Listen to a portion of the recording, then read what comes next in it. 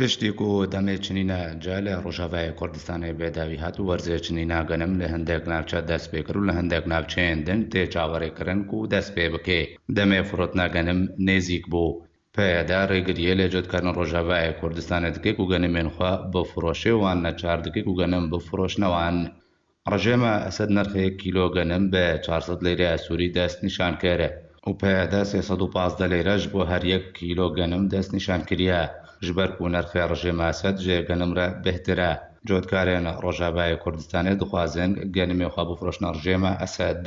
Lê rêveberiya PYD biryar daye ku nebe cotkar genimê xwe bifroşin rejêma Esed û rêgiriyê li wan dike. Rêveberiya PYD lê gundewarê Hesekê ku werzê çinîna genim lê dest pê kiriye. Nahelê ku cotkar genimê xwe bo saylên rejêma Esed vegihazin û rêbendên leşkerî ji bo rêgirîkirinê li ser rêyana bera Hemûdê û Hesekê danîne. ئەو ژێ داکوبار هەلگر نکاربن بە گەهەنە سایلۆیان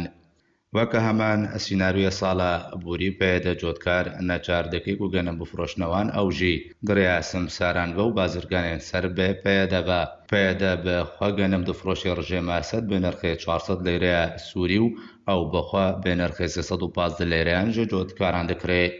ساڵە بوری یەک ژێمەرجن سەرەکەش بۆ فرۆتناگەنم بۆ ڕژێمە ئەسەد پێویست بوو بەڵگەیەن منشە ئەو بەبەریا چاندنیە لە جەم جۆتکار هەبن داکووەرێ پشتڕاستکردن و خۆی گەنم جۆتکارە و ئەگەر ئەو بەڵگە نەبن جۆتکار ڕاستی ئاستن گیانتێن و پێویستە بە ڕەشوە و بەڕتی لێ بەڵگەیان پەیدا بکێ و یانژی نەچار دەبن دە بازارە ڕەشدا بە نرخەکی کێم بفرۆشنە بازرگانن ڕژێمە ئەسەد و پەیدا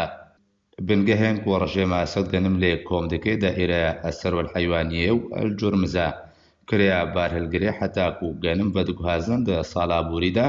ژە 100 حتا 300 هزار لەیرێ سووری بوو ئەو ژێژ بلیمانە هەر ڕۆژەکە و زێدا دە سرایەدا 25 هزار لەیرێن سووری ڕۆژانە زێدە دەبوون هەروەها ژ بلی کریا کرێکارن و گەنم بارکردنە و ئیساڵژی هینات و زانیارێک دەبێ دەربارەدا نەهاتیە بەڵاوکردن